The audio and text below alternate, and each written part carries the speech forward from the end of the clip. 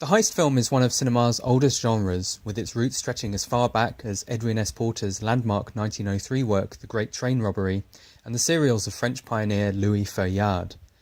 Its resilience in the century since its inception lies in part in its simplicity. At its most basic, the simple pro forma of planning, execution and escape offers a canvas upon which filmmakers have been able to daub whatever personal stamp of their own onto,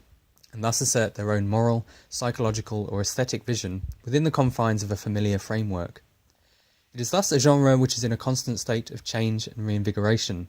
from the gloom of the noir cycle of the 1940s and 50s and playfulness of the new waves of the 1960s, through to the intense character studies of the new Hollywood and the postmodern reflexiveness of more recent cinema. The heist film has in many ways been a reflection of contemporary filmmaking paradigms, as well as a prism through which then-present notions of liberty, criminality and the law,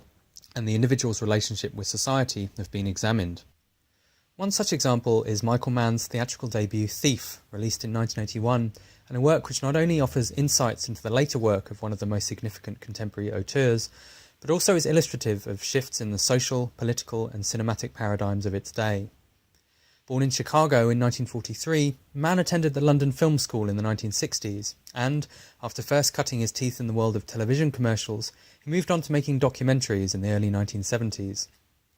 This early work would greatly inform his mature artifice, manifesting itself in his film's emphases on studied observational realism and a razor-sharp eye for meticulous detail. His other formative experience would be his work in television drama later in that same decade. As a showrunner and writer on first Starsky and Hutch and later Police Story, Mann came to learn the importance of the art of dramatic construction, a particularly pressing concern within the narrow confines of the hour-long TV show format. Both of these influences would come to the fore in his first directorial effort, the feature-length TV movie The Jericho Mile.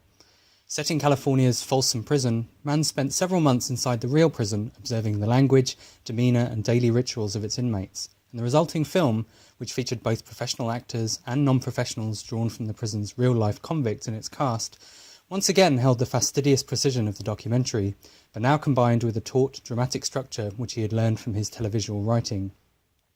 Following the Jericho Mile's success, Mann elected to return to his hometown of Chicago for his next project. He had become interested in The Home Invaders, a 1975 book written by jewel thief John Saybold under the pen name of Frank Hoheimer, and, whilst dispensing with its period setting and the majority of its plot, Mann used it as the inspiration for what would become his theatrical debut proper, Thief. Once again, there was an emphasis on realism. Mann hired real jewel thieves as technical consultants, including Hoheimer himself, while once again he would draw on his experiences in Folsom Prison researching the Jericho Mile to delineate the psychology of the criminal mindset. James Caan spent months in preparation for the role of Frank, learning not only the physical and vocal mannerisms necessary to bring an important sense of verisimilitude to the role, but also the real technical skills involved in cat burglary and safe-cracking. Thief, as well as Mann's later crime movies, owes much to the work of French director Jean-Pierre Melville, whose combination of fastidious attention to detail, coupled with his examinations of criminal codes, masculinity and isolation, formed a match for Mann's sensibilities and vision. Aesthetically, though, Thief marked the arrival of a distinctive new cinematic style, in particular Mann's bold use of colour. Blue, for example, as in his later works Manhunter and Heat, becoming illustrative of both physical intimacy and emotional loneliness. The look of Thief would come to be a considerable influence on crime cinema worldwide, from the Cinema de Look movement of Jean-Jacques Beignet and Luc Besson through to Nicholas Winding Refn's Drive.